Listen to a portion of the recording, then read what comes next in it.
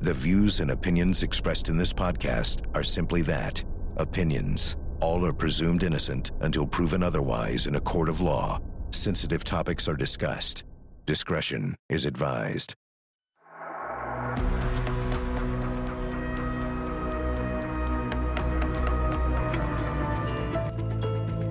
In the mid-1970s, 20 million Americans would tune in on Saturday nights to watch the #1 show on television, All in the Family. One of the stars of the show was a young actor named Rob Reiner, who played an ultra-liberal grad student and was the foil to the main character, Archie Bunker. Rob Reiner was a household name, and that fame and prominence grew to even greater heights in Hollywood as he became a preeminent movie director, responsible for such iconic films like When Harry Met Sally, The Princess Bride, and A Few Good Men. Rob's first marriage was to fellow actor and director Penny Marshall. Rob adopted Penny's daughter, Tracy. His second marriage was to Michelle Singer. Together, they had 3 children, Jake, Nick, and Romy.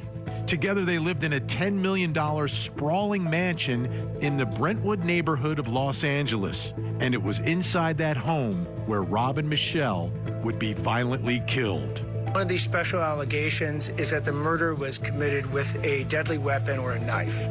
On the day of the murders, Rob and Michele went to a Christmas party at Conan O'Brien's house. Their 32-year-old son, Nick, came along with them. There was an incident at the party, and Nick left. It was later that night that Rob and Michele were killed.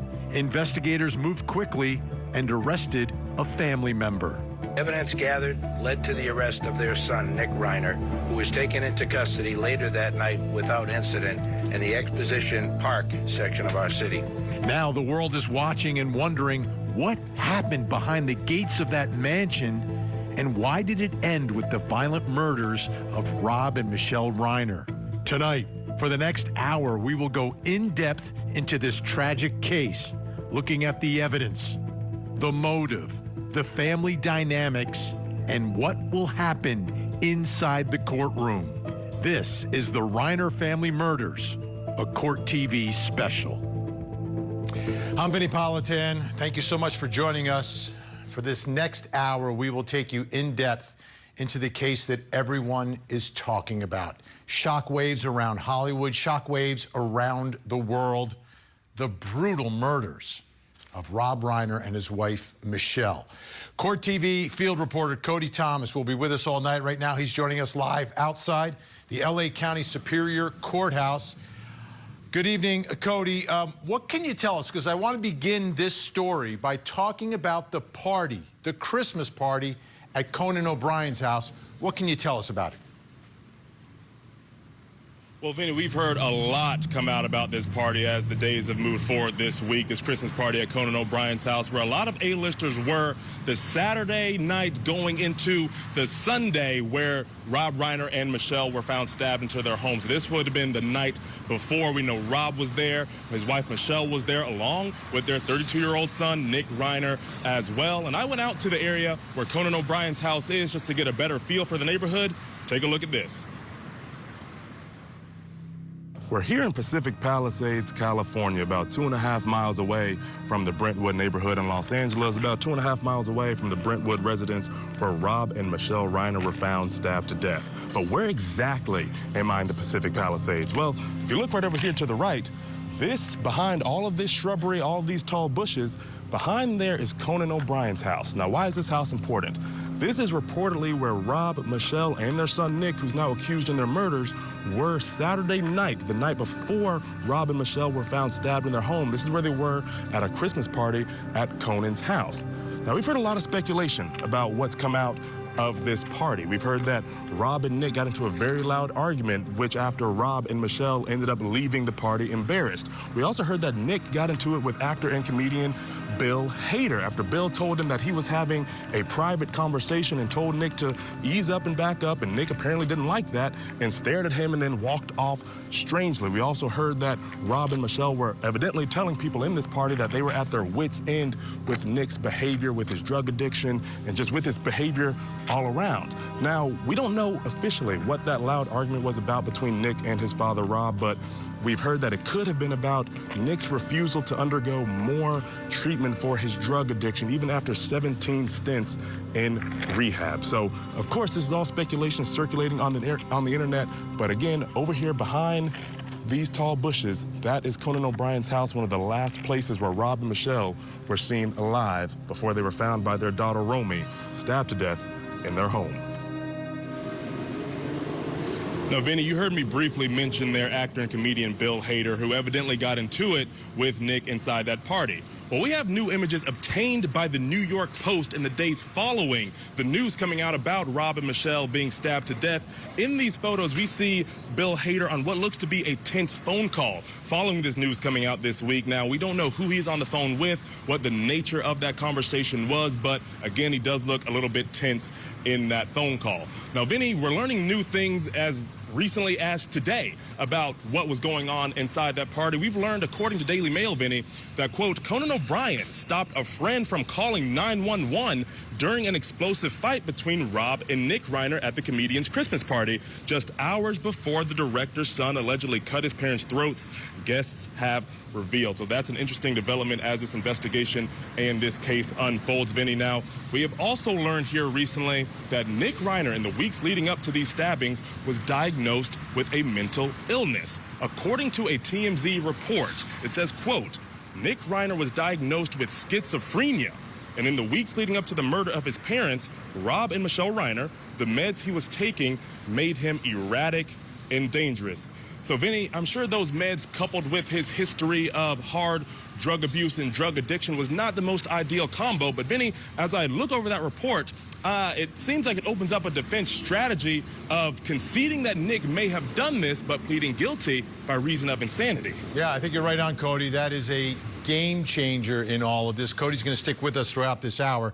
Let's bring in our special guest. Joining us tonight, senior investigative reporter at the Daily Mail, Dana Kennedy's with us, and celebrity psychologist Dr. Jeffrey Gardier. Great to have you both here. Dana, let me start first with some of this news about what's happening at this party. It seemed people were concerned about Nick's actions, so concerned that they wanted to call 911. Yes, and one thing that hasn't been reported yet, we'll have this over the weekend in another story, is that I understand that Nick's sister Romy was there, Romy Reiner, who's his younger sister. And of course, in so many families, when you have a problem child, the other kids, kind of get short shrift. So it hasn't even come out yet that she was there, but that's my understanding. And yes, I have another source who knew someone that was there and said that he was acting really strangely all night. And the fact that Conan O'Brien didn't want to call the police is kind of aligns with who Conan O'Brien is, who's truly one of the nicest guys in Hollywood, one of the most scandal-free guys in Hollywood. The same can be said for Bill Hader. I don't know Bill Hader personally, but I know someone who does, and said he already has a lot of anxiety issues, and this is really, really tearing him up because, they were so not at fault. And this, unfortunately, very troubled young man came into the party and also was wearing a hoodie, was not dressed in a sort of semi-formal wear that was kind of assigned to people at the party. And he just, from the time he got there, from what I understand, was a real disturbance there. All right, Dr. Jeffrey Gardier, all of this new information now that we're learning about what's happening in the party in the moments before everything that happens back at the house, the killing of Rob and Michele. We're learning schizophrenia. We're learning, as Dana said, he's wearing a hoodie at a party, at a formal party, an A-list event. And then people were so concerned, they wanted to call 911. What does this all tell you? Well, I think the schizophrenia diagnosis is a game changer. I think what we have to think about, or at least ponder, is when was the schizophrenia diagnosis given? Is this something that is inherent in his DNA, or was it a psychosis that developed over time due to the continued use or even side effects of the substance abuse? But I think more than anything else, it tells us that they were dealing with a lot with this young young man. And we talked about this a few days ago, Vinny, that the possibility of substance abuse disorder along with a mental illness, and then how do the two of those things affect one another? It certainly makes the situation much, much worse. And as Cody talked about, the mix of illicit substances with the possibility of the medication he was taking for the schizophrenia would be a very, very horrible mix. Yeah, Dana, when we think about this event, right? It's almost legendary. Conan's Christmas party. You want to get the invite, right. Like it's the invite this time of year out in Hollywood. And to think that the Reiners asked to bring him because they were afraid of leaving him home. To me, that speaks volumes. Rob and Michele wanted to do everything, it seems, to try to protect their son, include their son, and keep him from danger. You know, this is such a complicated, sensitive situation. You know, the schizophrenia diagnosis was literally rolled out almost on a silver platter yesterday by, you know, not even yesterday, TMZ today gave a very, very formal announcement of this, saying sources directly tied to Nick Reiner had told them that. Well, we know who those sources are. He has one of the highest powered defense attorneys in America, Alan Jackson, $2,000 an hour. And, you know, we actually reporter Josh Boswell at the Daily Mail early on had an article quoting Nick Reiner's yoga teacher, the family yoga teacher, when he was only 10 years old. The Reiners had this yoga teacher, and she said that Nick was so disruptive at age 10, coming in screaming, that she actually ended up wrote a book about this child. And she didn't, name him, but she wrote about him because his behavior was so intense. And it seems very unusual to me that we've not heard anything about his schizophrenia till now, till age 32. I mean, normally, I'm not an expert, obviously, in mental health, but normally it's diagnosed in your late teens. You would have thought that, and as you know, Rob Reiner and his son did a movie called Being Charlie, very tightly based on Nick and his father and all Nick's trips to rehab. And there was nothing about schizophrenia in that film, and it has never been brought up until really yesterday. So this does seem pretty much like a defense strategy. And I also think it's going to shape the way we look at this story from now on. If we're told he has schizophrenia, that puts a whole new light on it. Oh. But I'm going to say the quiet part out loud. You really have that. Yeah, it absolutely does. Jeffrey Gardier, we have about 45 seconds here. I'd like to hear your viewpoint of this, the history. If he's schizophrenic, should there be a long documented history of this, or at least signs of this?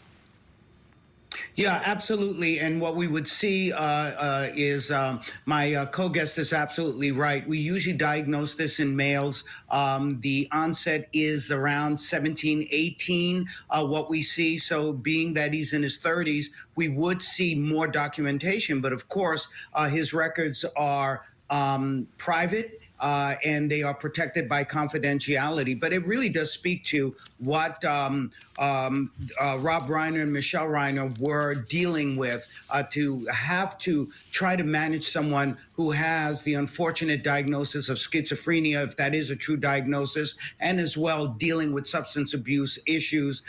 It's a nightmare for parents and certainly for the person dealing with that, actually having the schizophrenia and substance abuse. Absolutely. Dr. Jeffrey Gardier, great to have you on. Thank you so much. Dana Kennedy's going to stick around.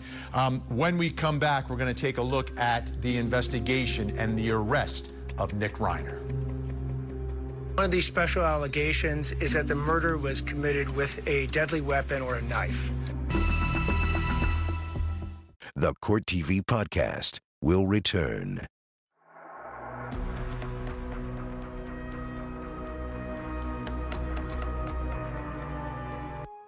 On December 14, 2025, LAPD officers from our West Los Angeles division responded to a death investigation at the 200 block of South Chadbourne Avenue, which is in the Brentwood section of Los Angeles. Upon entering the residence, they discovered the bodies of Mr. and Mrs. Reiner. Detectives from our Robbery Homicide Division Homicide Special Section immediately initiated a comprehensive investigation. The arrest of their own son for this brutal, brutal murder. Let's head back out to Court TV field reporter Cody Thomas, who was in L.A. Cody, what do we know about Nick Reiner's movements around the time of the murders here? Well, Vinny, we do know he made his way a ways from that Brentwood residence where his mother and father were found stabbed to death. We don't know if he got in a car or anything, but he was quite a bit away to be on foot. And we've seen several images and videos of him on foot, like this one here, obtained by the New York Post. Now, this video here reportedly shows Nick Reiner eerily strolling near his parents' home in the hours before those murders took place, Vinny. So this would likely be after the party at Conan O'Brien's house, but again, before the stabbings. Now, Vinny, we also know at some point in the night or in the early morning hours of Sunday, he ended up in a hotel in Santa Monica before being arrested later on farther away at Exposition Park. And I went to both locations just to get a better feel of both of them. Take a look at this. So I'm standing across from the Pierside Hotel in Santa Monica. Now, what's important about this hotel? Well, now it's doubling as a second crime scene in this case against Nick Reiner. Of course, we know the crime scene in the Brentwood home, but this is where police say Nick Reiner checked in to this hotel at 4 a.m. on Sunday, allegedly following those murders. And police also say once they arrived to his room inside, once they gained access, they saw blood all throughout the shower and they saw bed sheets covering the windows. Now remember, this is not exactly where Nick Reiner got arrested. He got arrested in Exposition Park, but again, this is where police say he checked into after those alleged murders, and with all that blood evidence they say they saw, no doubt that this place will play a crucial part as this case and investigation continues to unfold. Here now in the Exposition Park area of Los Angeles, about 15 miles from the Brentwood neighborhood, the Brentwood residence where Rob and Michele Reiner were found stabbed to death in their homes. We're near the University of Southern California's campus going towards South Central LA. But what's important about this area here in Exposition Park, this is where police say Nick Reiner was taken into custody without incident. No attempts to flee, no attempts to fight back. Now, we do know that Nick has been very vocal about his struggles with addiction, his struggles with homelessness early on in his teen years. And upon talking to people out here in the area, they say this area can be very drug influenced. And if you look towards the street here, looking towards the neighborhood, we see it looks relatively normal, but we do see a few run-down buildings. And again, Nick being very vocal about his drug addictions, maybe this could have been an area he frequented before moving back in a guest home on his parents' property, his parents being Rob and Michele Reiner, who he's now accused of murdering. But again, this is the area where police say Nick was taken into custody without incident just hours after those alleged murders. And Vinny, we see here in another video obtained again by the New York Post, Nick Reiner's arrest in Exposition Park. Now, we see him near a crosswalk in this video. He throws his hands up as police approach him, again, without incident, no attempt to flee, no attempt to fight back. And Vinny, another interesting development came out today, reported to People magazine, actually. It says, quote, the bodies of Rob Reiner and Michele Singer Reiner have been returned to the Reiner family. The Los Angeles County medical examiner confirmed to People. So, Vinny, I don't know if that's quite a silver lining here for this family, but more so a small bookend into what's been a horrific last few days for them. Absolutely. Thanks so much, Cody. Still with me, senior investigative reporter at the Daily Mail, Dana Kennedy. And joining us now, former homicide detective, host of The Interview Room with Chris McDonough. Chris McDonough is with us. Dana, I want to clear, how clear is the timeline right now? Where are the missing pieces of where he was and what was happening? I was just going to bring that up because we just heard that report. And what's confusing is we have heard that we think that the Reiners, Rob and Michele, left the Conan O'Brien party separately from Nick. We think that they left separately. But what is unclear is how could Nick Reiner have checked into that boutique hotel, the Pierside Hotel in Santa Monica, without any blood on him, but yet all the blood appear in the hotel room. And I'm not completely clear if he possibly checked into the hotel and then maybe went to his parents afterwards. I mean, that has not come out yet, but the somebody interviewed the the desk attendants at the hotel that said they didn't see anything, not even cuts on his hand. So it wouldn't really make any sense to have then the people that came into the room afterwards say there was a shower full of blood. So that's really unclear to me. And also, I agree with your reporter. It looks like he took the LA Metro subway to SC to score. I mean, why would he possibly go there? It's not near his home, his family home. It's not near his Santa Monica hotel. It tells me he probably went there before. But I really think the timeline is really wonky, that we don't know the whole story yet. Yeah, Chris McDonough, even if there is an insanity type of defense, prosecutors still have to prove their case, put the pieces together. What about this timeline? What about the hotel, the alleged blood in the hotel, and where he was? What sort of things are you looking at? What sort of things are raising questions for you about the evidence in this case? Well, you know, Vinny, there's going to be a couple of key points where the investigators are going to concentrate on. One is his consciousness of guilt, meaning, is he able to make decisions? And if he is making decisions, are they clear and concise? And then, of course, the second is his pattern of life, i.e., did he make decisions pre-incident, during the incident, and post-incident? And then the second point is going to be all of his behavior. Did society believe it was going to be, inappropriate? And if Nick at any time showed indications of that and or tells investigators, yeah, I knew, something to that effect, then the insanity defense is going to be quite a battle. So far as the blood is concerned, he's wearing dark clothing. He could have had the murder weapon in that backpack. And if he did have that murder weapon with him, he could have cleaned it at the bathtub, and that could explain some of the blood evidence. And Dana, as we try to understand the big crime scene now back at the home, you have to understand the home. This isn't a huge, sprawling home. Do we have any idea of where people are situated throughout? And it looks like there's more than one structure on the compound. Well, I know it's a 6-bedroom home, and there's a guest house because that's where Nick Reiner was living. So I think it was, they call it a mansion, of course, but I think it was, a very, very big Brentwood home. I don't really think it's massively palatial. I think it's just a big, expensive, beautiful home. It was Norman Lear's home, and it was always Rob Reiner's dream to live there. And again, from what we know, they apparently were in their beds. But that also raises a slight question, Vinny, because we hear that Romy Reiner, the daughter, who came to the house after the massage therapist who had a session scheduled with Rob said they weren't answering. And we hear from police, I believe, that she ran out of the house, but she didn't see her mother. So I'm not sure. Maybe they have, they could have a huge bedroom, a huge bed, and it just wasn't obvious or what. But that's also another question mark that we haven't answered yet. Yeah, and Chris, 2 victims with knife wounds. We've seen it before, obviously, right? But there has to be certain types of circumstances to be able to wrangle and control 2 people with just a knife. Yeah, and so that is going to beg the question, right? Were they getting ready for bed? Was this an ambush attack on both mom and dad? And then, of course, what's going to be the brutality in relationship to what will the autopsy tell us?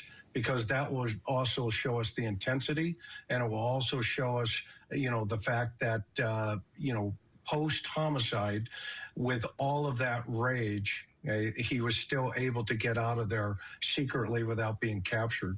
All right, big thanks, Danny Kennedy from the Daily Mail. Great work as always. Chris McDonough, your insight is amazing. The interview room with Chris McDonough, thank you. All right, when we come back, what was the dynamic between Nick Reiner and his parents? Our hearts go out to the entire Reiner family. There are very, very complex and serious issues that are associated with this case. Those need to be thoroughly, but very carefully dealt with. Now, back to the Court TV podcast.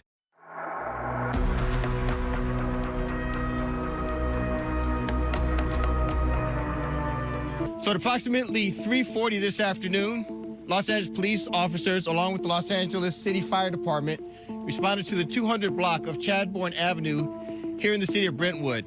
Upon arrival, they determined that there were 2 deceased individuals inside of the residence. We're going to try and speak to every family member that we can to get to the facts of this investigation. And this is a story, an investigation, a case that's really all in the family, like literally. What I want to do right now is show you some photos of the Reiner family. And one thing that sticks out like a sore thumb is Nick. When you look at some of these pictures, you know, you've got a picture here with, well, they're all flying by me very quickly. But as you look at the pictures, you'll notice many times Nick is dressed differently than everyone else in the family. This one, all the way on the right, that's Nick. Everyone else is kind of dressed for the moment, and he's not. There's a Spinal Tap premiere where they're at just a few days ago, and Nick is in a hoodie, and everybody else is dressed up for a movie premiere. So it's something that stuck out to us. I want to bring in Court TV field reporter Cody Thomas, who's joining us from outside the LA County Superior Courthouse tonight. What can you tell us about the relationship now, right? Because this is what it's really all about, the relationship between Nick Reiner and his parents.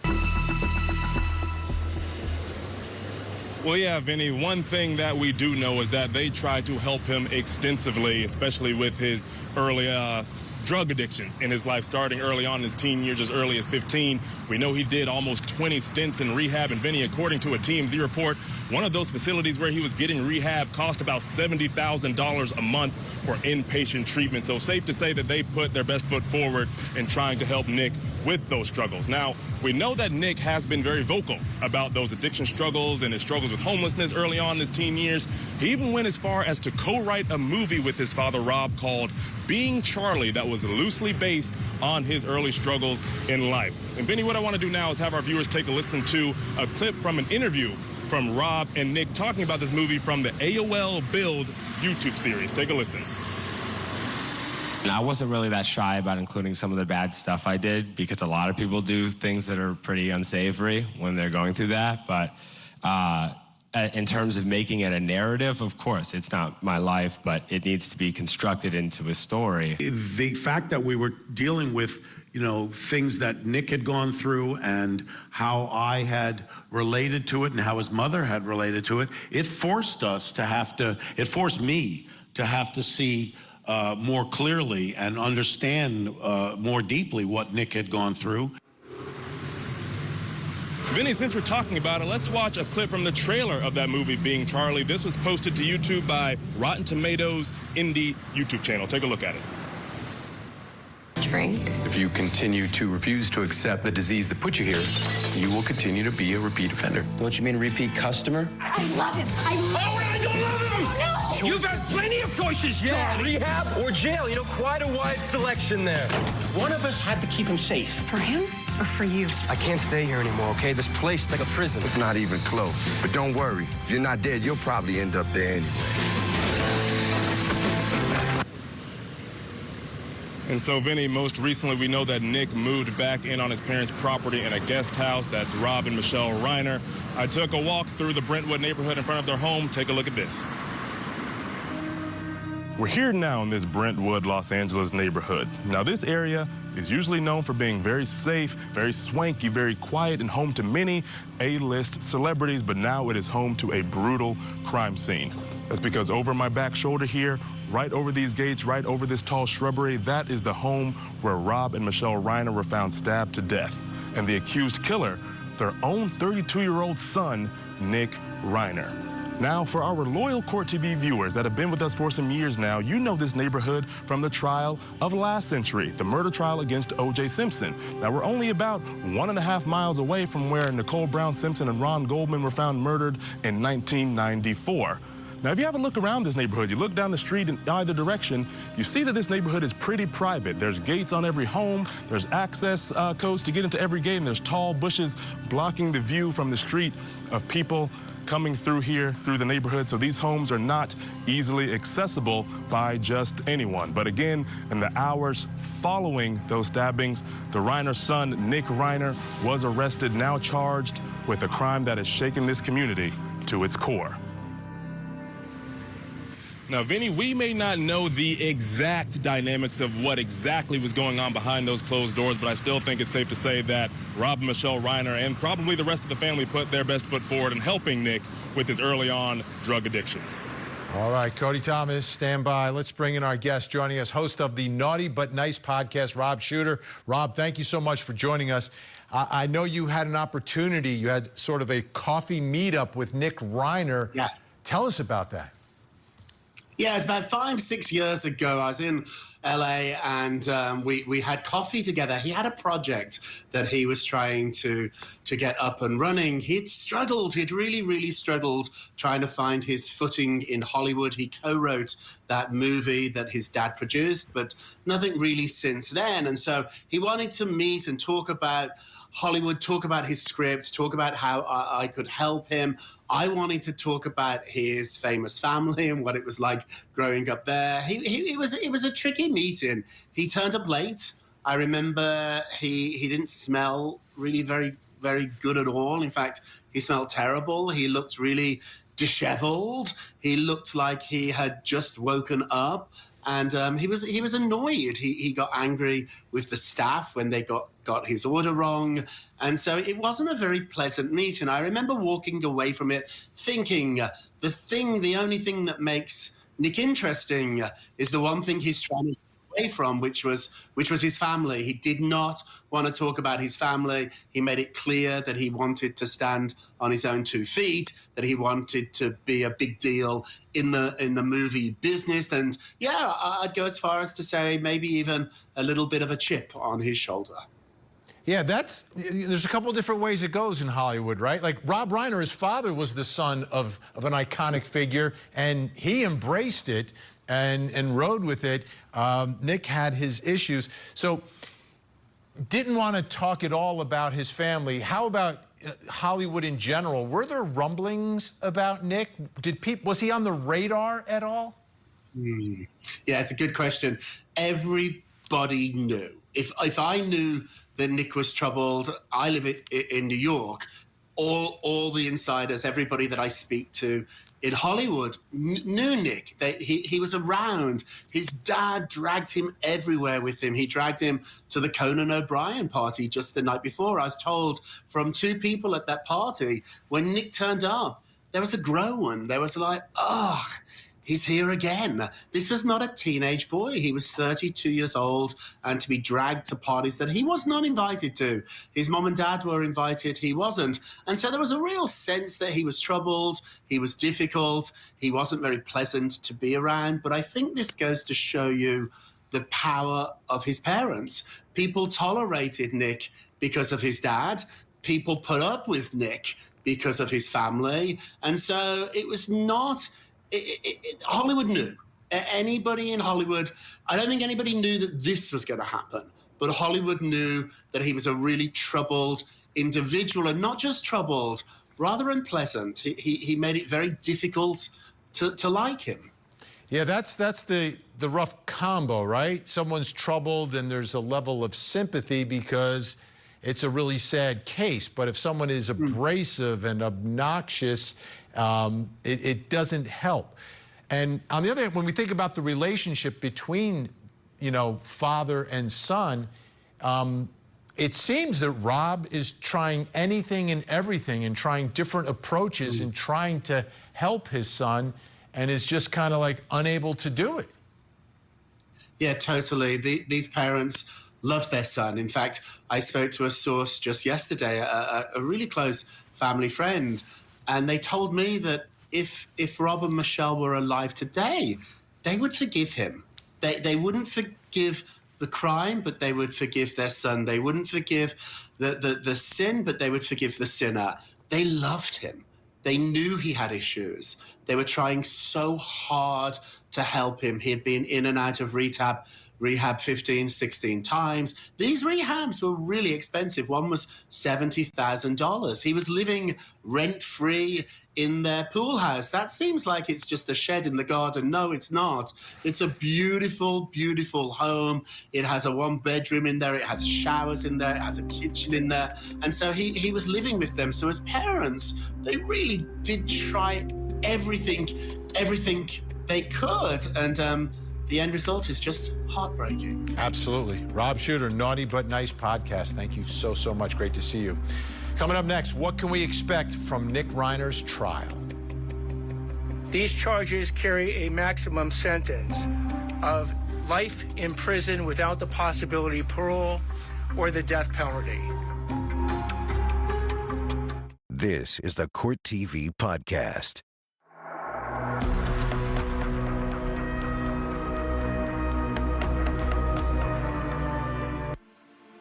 Today, I'm here to announce that our office will be filing charges against Nick Reiner, who is accused of killing his parents, actor-director Rob Reiner, and photographer-producer Michele Singer Reiner. These charges will be 2 counts of first-degree murder with a special circumstance of multiple murders.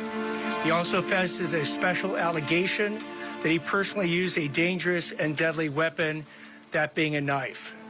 These charges carry a maximum sentence of life in prison without the possibility of parole or the death penalty.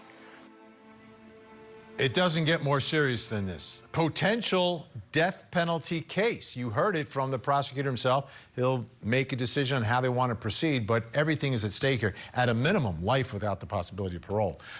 Let's head back out to Court TV field reporter Cody Thomas, who's live in L.A. tonight. Cody, tell us about Nick Reiner's first appearance in the courthouse where you are tonight.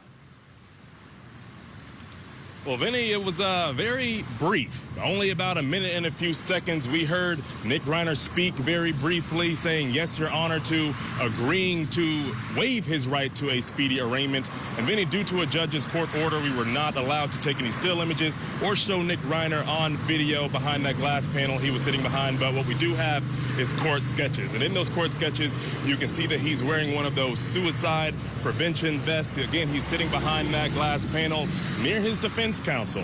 Now, who is his defense counsel? None other than high-profile defense attorney Alan Jackson, who we saw plenty of during the Karen Reed murder trial and the Karen Reed murder retrial. No stranger to us here at the network, Alan Jackson. He's based out here in Los Angeles, represented Harvey Weinstein, Kevin Spacey, lots of big-name people that he's represented. Now, he took a little bit of time to speak to media following those brief proceedings, talking about how this case is very complex and needs to be looked at very thoroughly in order for justice to prevail. Take a listen to this.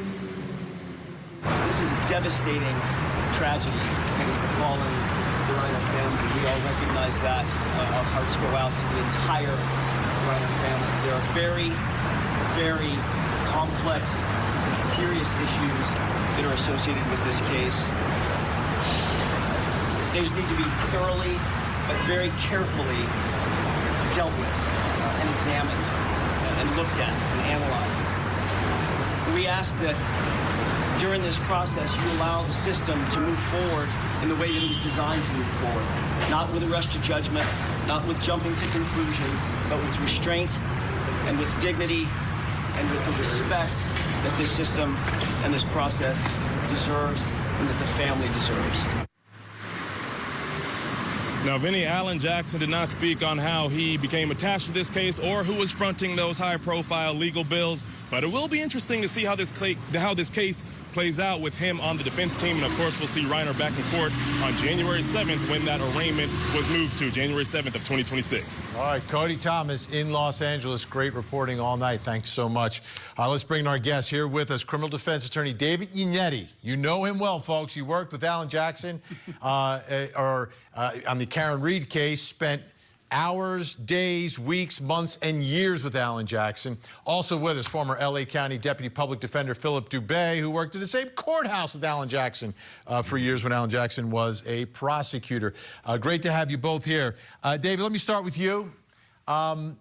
News coming out through TMZ about schizophrenia being part of it. Is this where you think Alan Jackson is going to go in the defense of Nick Reiner? Get into the mental state, the mental history, and more of the why this happened as opposed to who did it? Right. Well, Vinny, I read that article and came to the same conclusion that it sounds as though you did. Schizophrenia is a devastating mental illness. It sounds like he's had it for quite a while. It sounds like his medication was recently changed. And it sounds like the medication, along with his mental illness, may have made him dangerous. So, I wouldn't be surprised at all if, that is part of the complexity of the case that Alan mentioned after the arraignment. Let me ask you, Philip Dubé, what is this trial going to be about? Oh, I think health and wellness is going to be on trial here, Vinny. There is a tremendous intersection here between what I call the polysubstance abuse patient, or in this case, criminal defendant, the mentally ill defendant, the defendant who might be on the spectrum, the defendant who might have a personality disorder, and somebody who has gone untreated or perhaps has had adverse interaction of the drugs. And I think what has happened, not just to Nick, but to many people living with these co-occurring disorders, is that unless and until you have treatment providers who work as a team cohesively, almost like a mini village of providers, and you only treat one of those co-occurring disorders in isolation, you're never going to get better. What's going to happen is you're only going to treat one of the ailments and you'll be spiraling as to the other ones. So what you need health and wellness professionals who can work together to make sure that the medication doses are proper, or that they're even indicated, that there is even a proper diagnosis of any mental disorder or mental defect, and that certainly that any addiction from polysubstance abuse is being addressed, and that any defect or disorder that's on the autism spectrum is being addressed as well, because otherwise, like I said earlier, you're never going to get well. Right. And if he you clearly have wasn't well. Like his wellness, you just look at the pictures, you look at his eyes, you can tell. Yes. David Yannetti, let me ask you, if in fact there's new medication involved here, is the defense, because the defense, I've watched trials for years. They're always pointing somewhere, right? Is the finger potentially pointed at doctors? Is the finger potentially pointed at side effects of a medication and perhaps the company that's producing the medication? Could that be part of this trial? Sure, but it's not as though you need to point the finger at doctors. It's more that what state was he in as a result of the treatment that he got and the medication that he was taking and the mental illness that he apparently suffered from. In our system, if somebody cannot, as a result of a mental defect, appreciate the wrongfulness of his conduct or be able to distinguish between right and wrong, then, under the law, he's not guilty by reason of insanity. It's a perfectly legitimate, long-time, well-respected defense, because we don't want to, jail or commit somebody who's not in his right mind. So these are all live issues. As Alan said, the system will play it out. It's designed to do that. And people should keep an open mind about what really was going on. Well, we learned how to keep an open mind during the Karen Reed saga, so I'm sure folks are keeping their open mind. Philip Dubé, we only have about 25 seconds here. He fled. That's bad. Insanity, right? People who know they did something wrong will flee. I don't see it as flight at all. What I'm saying is somebody who is crashing from the effects of some type of a drug binge. And I think it was reported that he was chronically using methamphetamine. And there's an expression in the meth world, it's called chasing the dragon. And what that means is you keep increasing the dose to try to recreate that initial euphoria you had when you started. And that could be where he was, just wandering like a nomad. We are out of time, Philip Dubé. I hate cutting off Philip Dubé, but the music's playing, that's the signal. Philip Dubé, David Yannetti, thank you so much. We appreciate it. And as we leave you tonight, thank you so much for watching some images of the Reiner family.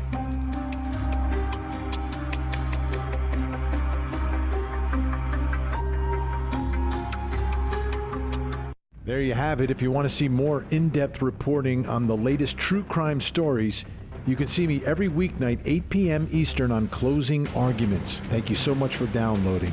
And as always, please don't forget to hug the kids. This podcast is a production of Court TV. Go to CourtTV.com for more content, trials on demand, and to find out how to watch Court TV in your area.